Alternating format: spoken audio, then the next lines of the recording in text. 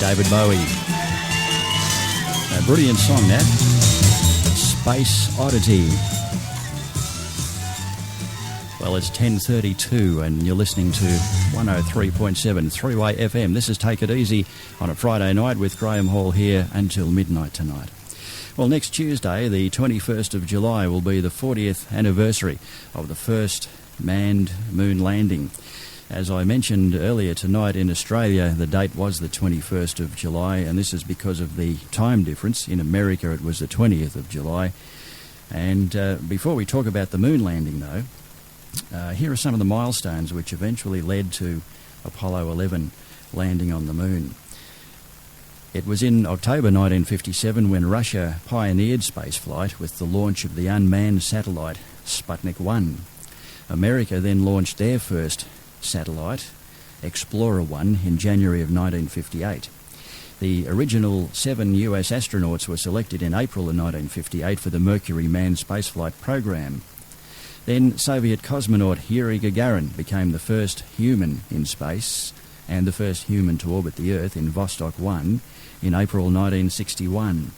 American astronaut Alan Shepard became the first American in space in May of 1961, and that was in his Mercury capsule, which he named Freedom 7. Now, in May of 1961, President Kennedy committed the United States to the goal of putting an American on the moon before the end of the decade. I believe that this nation should commit itself to achieving the goal before this decade is out of landing a man on the moon and returning him safely to the Earth.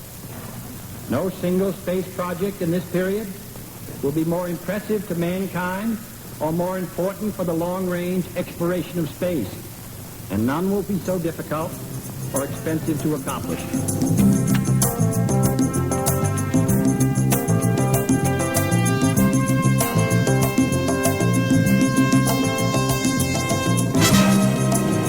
In February of 1962, John Glenn was the first American astronaut to actually orbit the Earth. He completed 3 orbits in his craft, Friendship 7. 3 other Mercury missions orbited the Earth in May and October of 1962 and in May of 1963. The Gemini missions followed in 1965 and 66, and then came the Apollo program. The first manned Apollo spaceflight was Apollo 7 in October 1968.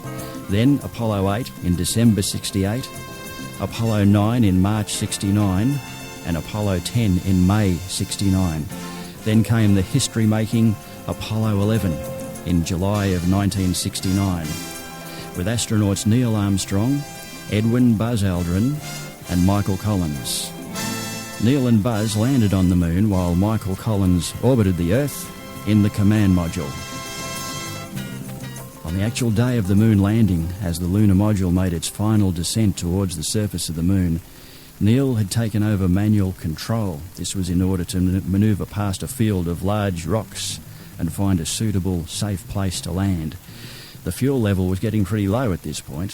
Finally, Neil found an appropriate landing spot and safely touched down on the moon.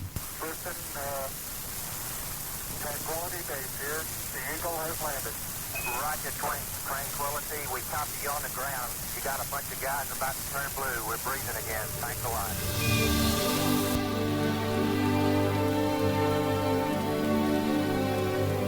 After a few hours, Neil and Buzz prepared to take their first steps on the surface of the moon. Neil had climbed down the ladder and was standing on the footpad of one of the lunar module landing legs. I'm going to step off the limb now. That was the voice of Neil Armstrong. What he said then was, I'm going to step off the LEM now. The LEM being the abbreviation for lunar module. He then took that historical step from the lunar module onto the actual surface of the moon. And at that point, he said these words. That's one small step for man, one giant leap for mankind.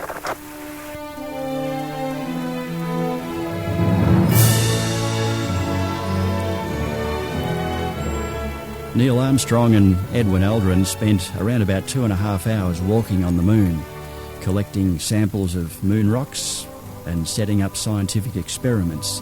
They also set up an American flag and unveiled a plaque. The President of the United States at the time was Richard Nixon. He spoke to the astronauts by telephone while they stood on the surface of the moon. He said, "For one priceless moment in the whole history of man, all the people on this earth are truly one."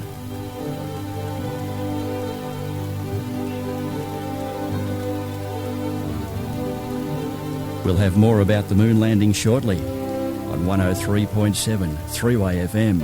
She packed my bags last night, pre-flight, 0 hour, 9 a.m. And I'm gonna be high as a kite by then.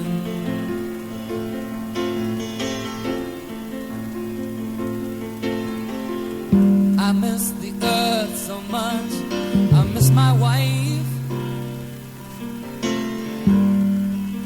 It's lonely out in space on such a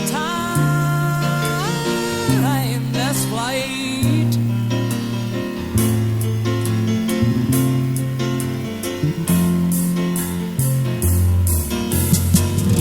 And I think it's gonna be a long touchdown brings me round again to find I'm not the man they think I am at home. Oh no, no, no, I'm a rocket man, burning out his fuse out here alone.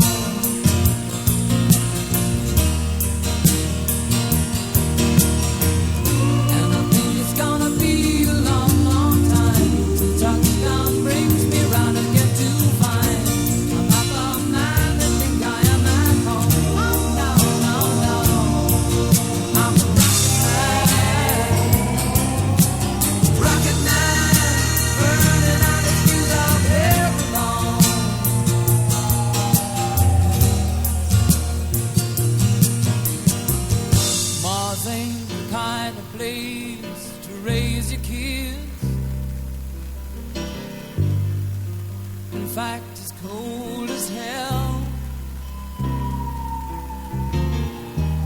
No one there to raise them if you did.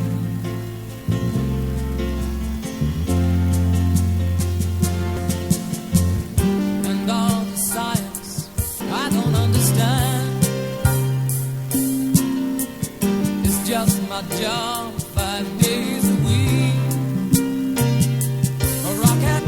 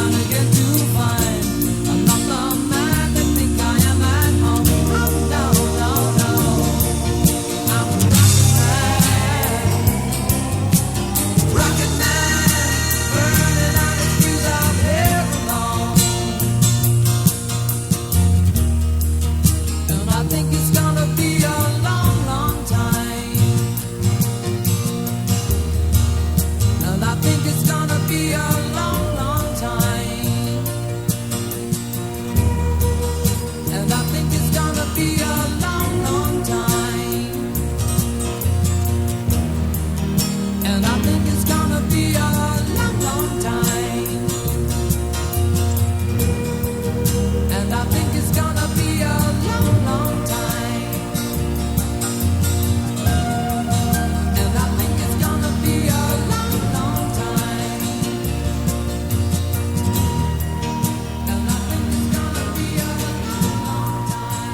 That's Elton John and a Rocket Man.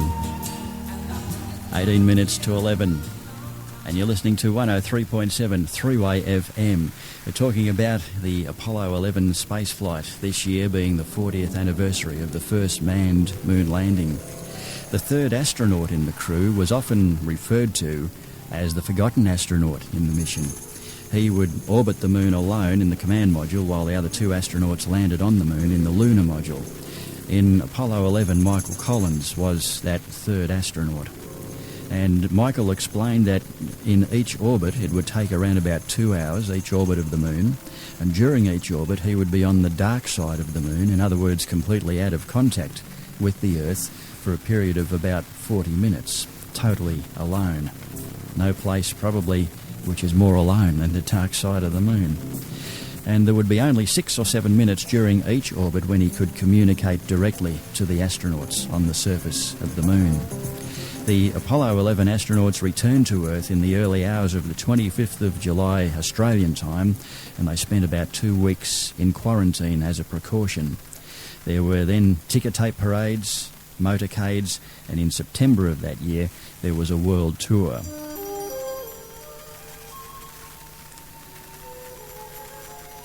Now, after Apollo 11, there were six more missions to the moon. All were very successful except for the well-documented Apollo 13 mission, which nearly ended in disaster after an explosion in an oxygen tank aboard the spacecraft. The moon landing was then aborted for Apollo 13. There were many headaches during the rest of the flight and also many touch-and-go moments, but after 6 days the astronauts made it safely back to Earth. It's interesting to note that Neil and Buzz on Apollo 11 spent 2.5 hours exploring the moon, and in the final Apollo mission in December of 1972, which was Apollo 17, the astronauts spent a total of 22 hours exploring the moon in 3 separate moonwalks.